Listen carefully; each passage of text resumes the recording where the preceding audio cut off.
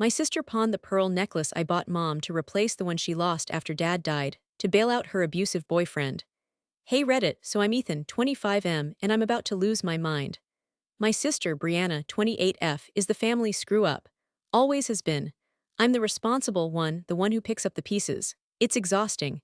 We've always had this messed up dynamic where I feel like I have to be perfect to make up for her crap. Things have been intense lately, especially after Dad died and we almost lost everything. Now this, I don't even know where to begin. Should I just cut her out of my life? What would you do? It was Mom's birthday dinner. I'd saved for months to get her that necklace. The original, the one her parents gave her, had to be sold after Dad died to keep the lights on. Seeing Mom's face when she opened the box, it was like a piece of her came back. She cried, real tears, happy tears. I hadn't seen her that happy in years. She put it on right there and swore she'd never take it off. Brianna showed up late, of course, reeking of cheap vodka and God knows what else. She stumbled in, barely acknowledged Mom's birthday and then zeroed in on the necklace. Oh fancy, she sneered, rolling her eyes. Wish I had someone buying me expensive jewelry. My blood ran cold. Even then, a sliver of dread wormed its way into my gut. I brushed it off. I thought I was just being paranoid. I was so wrong. The next morning it was gone, vanished. Mom was frantic, tearing the house apart. I just knew. I confronted Brianna. She denied it, of course. Don't be ridiculous, Ethan, she scoffed. It's just a necklace. Just a necklace. Hearing her dismiss it like that, like it meant nothing, it was like a punch to the gut. The room started to spin. I felt this wave of nausea wash over me. Then she finally cracked, admitted it, pawned it, to bail out Derek. That abusive, leech of a boyfriend who's dragged her through hell and back. My own sister. Pawned a symbol of my mom's happiness, a connection to her dead parents, to bail out a loser who probably put her in the situation that got him arrested in the first place. Mom doesn't need fancy jewelry, she mumbled, avoiding my eyes. I saw red. My hands were shaking. I wanted to scream. I wanted to hit something. Anything. My Aunt Sarah tried to be the voice of reason. Brianna's always been like this, Ethan, she said softly. You know that? But what she said next, that's what really broke me. Remember when your grandmother's ring went missing, or all those times Carol had to replace lost cash? It was like a floodgate opened. Mom had covered for her, all these years, protecting her, and Brianna just kept taking and taking and taking. I felt sick, betrayed, not just by Brianna but by the whole charade. By the years I spent trying to be the good son while she got away with everything, I locked myself in my room. I didn't eat, I didn't sleep. I just sat there staring at the wall, replaying the look on Mom's face when she opened that box. And then the empty space on her neck the next morning. It felt like someone had ripped a hole in my chest, so I finally snapped. I couldn't take it anymore. I called a family meeting. Big mistake. Everyone showed up. Mom, Brianna, Aunt Sarah, even Uncle David, Dad's brother who always sides with Brianna no matter what. I laid it all out. The necklace, the pawn shop, Derek, everything. I even brought the pawn ticket as proof. I thought maybe, just maybe, if they saw the cold, hard evidence, they'd finally see how messed up Brianna's actions were. Brianna, I said, my voice shaking, you need help. This isn't normal. You stole from Mom, you pawned something incredibly precious to her. Brianna just scoffed. Drama queen much, Ethan, it's just a necklace, get over it. Uncle David chimed in, yeah, Ethan, you're making a big deal out of nothing. Family is family, we should be supporting each other, not tearing each other apart. Supporting each other, she robbed our mother. My hands were clenched so tight my knuckles were white. Supporting each other. She stole from Mom, she needs help. Aunt Sarah tried to mediate. Brianna, honey, I know you're going through a tough time, but Brianna cut her off. Oh, here we go, everyone's against me. I'm the bad guy as always. Poor little Ethan, always the victim. She started to cry, fake crocodile tears. Mom, bless her heart, looked torn.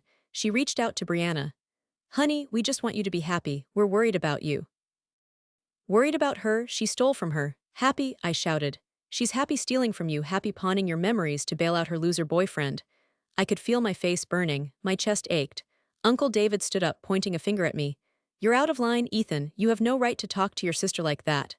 No right, no right, that's when it hit me. This wasn't normal. This wasn't just a family squabble. This was toxic.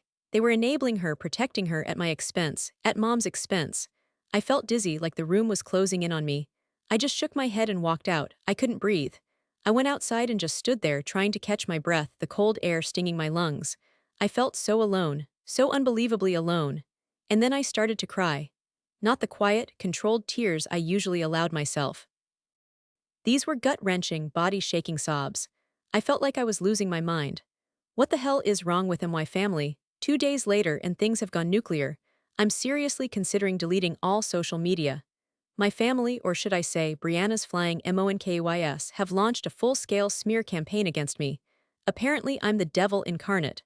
I'm heartless, selfish, and destroying the family. Aunt Susan, who I haven't spoken to in 5 years, posted on Facebook about how I'm mentally unstable and need to be locked up. Locked up? Seriously? Are you kidding me? Then came the phone calls, non-stop. Uncle Jerry, Aunt Carol, cousins I barely know, all echoing the same sentiment. How could you do this to Brianna? She's family. Family? She stole from Mom, pawned a priceless heirloom. But no, I'm the bad guy. I'm the one tearing the family apart. This morning I woke up to find my car keyed. A long, deep scratch down the driver's side. I just stood there, staring at it, feeling numb. This wasn't about the necklace anymore. This was about control, about silencing me, about making me back down. I called Mom, her voice was shaky. Ethan, honey, she whispered, maybe you should just apologize to Brianna, just smooth things over. For the family. Smooth things over, apologize, after everything she's done. Mom, I said, my voice tight, she stole from you, how can you defend her? She's your sister, Mom pleaded. Family is all we have. I hung up, I couldn't listen to it anymore. The guilt trip, the enabling, the sheer denial, it's suffocating, I'm exhausted, I can't sleep, I can barely eat, I feel like I'm walking through a fog. Work is a blur. I'm snapping at my coworkers, I'm isolating myself. This is destroying me, but you know what? I'm not backing down, I won't apologize for holding Brianna accountable. I won't let them bully me into silence. This has gone too far, I need to protect myself.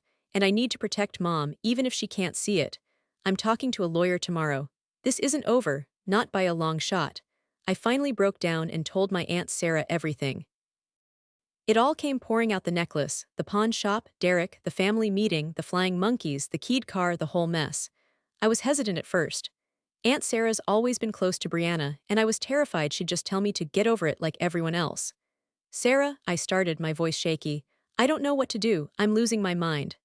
She listened patiently, her brow furrowing deeper with each detail. When I finished, she was silent for a moment, just staring at me with this look of, I don't know, disbelief, hurt.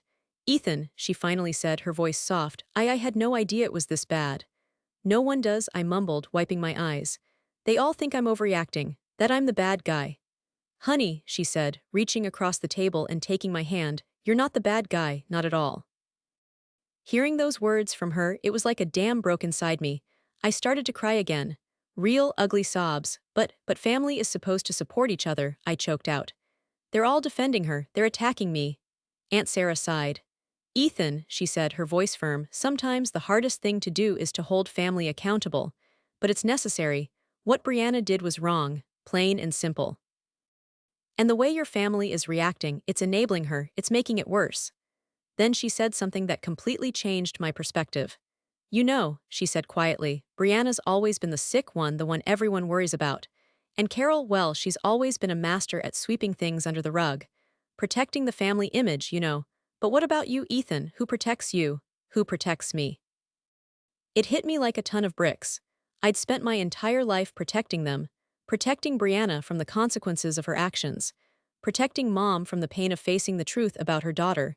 And in the process, I'd completely neglected myself. You deserve to be protected too, Ethan, Aunt Sarah continued. You deserve to have your feelings validated. You're not wrong for feeling hurt and betrayed. It was like a light bulb went off in my head. I wasn't wrong. For the first time since this whole nightmare began, I felt seen, understood, validated. What do I do, Sarah? I asked, my voice barely a whisper.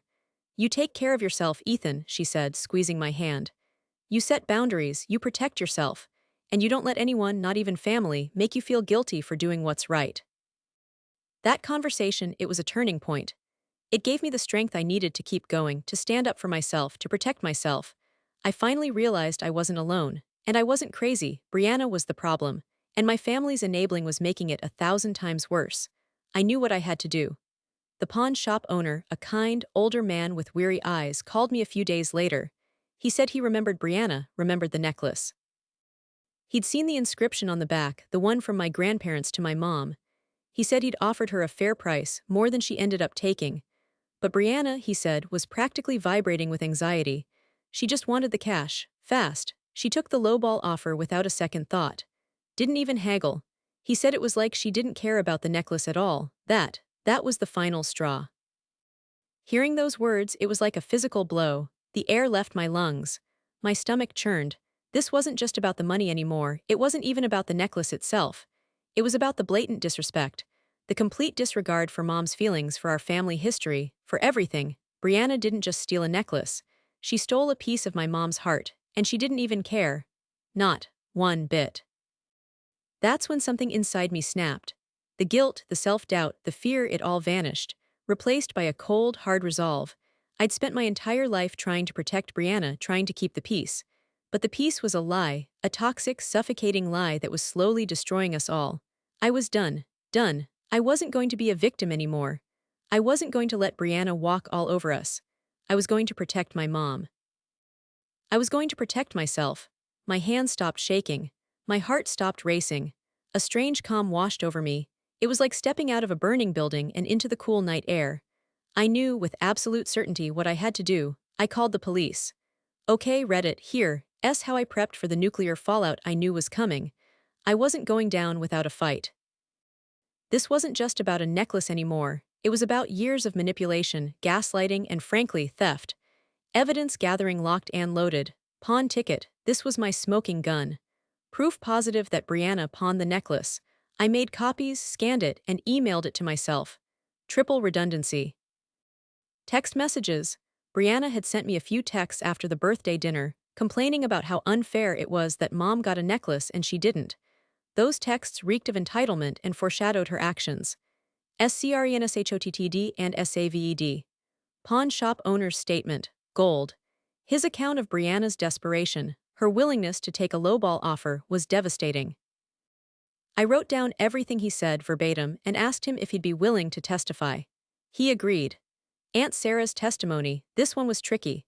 I knew Aunt Sarah was hesitant to get involved, but she also saw how much this was hurting Mom and me. I explained to her how important her support was, not just for me, but for Mom's emotional well-being. She finally agreed to back me up, which was huge. Strategy PLAYNG chess, not checkers. I knew going in that this would be a bloodbath. My family, bless their hearts, are masters of denial and manipulation. I had to be prepared. Lawyer up. First things first, I contacted a lawyer. This wasn't just about getting the necklace back. It was about setting boundaries and protecting myself from future attacks. The lawyer advised me on my legal options and helped me understand the process of pressing charges. Game changer. Limited contact. I went radio silent with everyone except Mom and Aunt Sarah. No social media, no phone calls, no texts. I needed to starve the flying monkeys of their ammunition and protect myself from their toxic BS. Information diet for the win. Emotional prep. This was the hardest part. I knew pressing charges would rip the family apart. I knew I'd be labeled the bad guy. I spent hours talking to a therapist, processing my anger and grief, and preparing myself for the inevitable backlash. Therapy is not weakness, it's a weapon. Support system my a team, Aunt Sarah my rock. She listened, validated my feelings, and gave me the strength to keep going. Having her in my corner was everything. Therapist helped me stay sane amidst the chaos, gave me tools to manage my anxiety and process my emotions. Lifesaver, lawyer, my legal shield, advised me on my rights and helped me navigate the legal system. Essential, mental and emotional fortitude stealing my spine. I knew this wouldn't be easy. I knew it would hurt. But I also knew it was the right thing to do. I visualized the confrontation, prepared myself for the accusations, the guilt trips, the tears. I reminded myself that I wasn't the bad guy. Brianna was, and I wasn't going to let her or my family bully me into silence anymore. This is Sparta. Okay, maybe not Sparta, but you get the idea. I was ready, bring it on. The fluorescent lights of the courthouse hallway buzzed overhead, casting a sterile, cold light on the worn linoleum floor. My heart hammered against my ribs, a frantic drumbeat against the hushed whispers and shuffling feet. Mom stood beside me, pale and trembling, clutching my hand like a lifeline. Across the hall, Brianna sat slumped on a bench, flanked by Uncle David and her court-appointed lawyer. She looked disheveled, her eyes red-rimmed, a stark contrast to the defiant, sneering mask she usually wore. The bailiff called Brianna's name and the heavy courtroom doors swung open. We filed in, the tension thick enough to choke on. I could feel Uncle David's glare burning into my back. The arraignment was a blur, the judge's monotone voice, the legal jargon, the hushed whispers in the gallery. It felt surreal, like watching a bad movie. Brianna pleaded not guilty, of course. During a recess, Uncle David stormed over, his face contorted with rage. "Ethan," he hissed, "what the hell do you think you're doing? You're destroying this family." I stood my ground, meeting his gaze. My voice, though shaky, was firm. "No, Uncle David, she is destroying this family, and I'm finally putting a stop to it." Mom, who had been silent until now, squeezed my hand tighter. Her voice, though quiet, was surprisingly steady. "David, please, just leave us alone." Even I was surprised by the steel in her voice. Uncle David sputtered, his face reddening. "Carol, you can't be serious. He's sending his own sister to jail." "She stole from me, David," Mom said, her voice gaining strength. "She stole something precious. And Ethan is right. This has to stop." Uncle David opened his mouth to argue, but the words seemed to catch in his throat. He stared at Mom, his eyes wide with disbelief. It was like he'd never heard her speak with such conviction before. He finally just shook his head and walked away, muttering under his breath. That's when I knew. The power dynamic had shifted.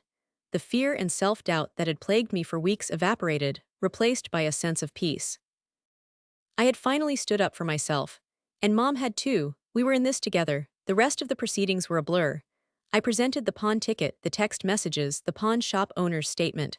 Brianna's lawyer tried to paint her as a victim, a troubled young woman in need of help, not punishment. But the evidence was overwhelming. The judge, a stern-faced woman with no-nonsense eyes, looked directly at Brianna. "Ms. Miller," she said, her voice sharp, "the evidence against you is clear. You are sentenced to 30 days in jail, followed by probation and mandatory drug counseling." Brianna gasped, her eyes widening in panic. 30 days, she stammered. But, she looked at Uncle David, her eyes pleading for help. He just stood there, his face ashen, unable to meet her gaze. For the first time, I saw genuine fear in Brianna's eyes. Not the fake, manipulative tears she usually employed, but real, raw terror. The kind that comes from realizing you've finally gone too far, and no one is coming to save you. As the bailiff led Brianna away, I turned to Mom. She was crying, but they weren't tears of sadness. They were tears of relief, release. We had finally broken free. The courtroom felt lighter, the air cleaner. The buzzing fluorescent lights didn't seem so oppressive anymore. We walked out of the courthouse, hand in hand, into the bright sunshine. It was over, we had won. And we were finally truly free. It's been 6 months since Brianna's arraignment, and things, well, they're complicated. As expected, the family is fractured. Uncle David and a few others have completely cut us off. They still see Brianna as the victim and me as the villain. I've accepted that. Some relationships are just too toxic to salvage. Brianna served her 30 days, went to rehab, court-ordered of course, and is now living with Uncle David. I haven't spoken to her, and honestly I don't know if I ever will. I'm focusing on healing and rebuilding my own life. I've learned that sometimes, the healthiest thing you can do is walk away from toxic relationships, even if those relationships are family. Cutting off the toxicity was the best thing I could have done. Mom and I are closer than ever. We have dinner together every Sunday, and we really talk. About everything. It's like we've finally found our way back to each other after years of being lost in the fog of Brianna's drama. This is the silver lining.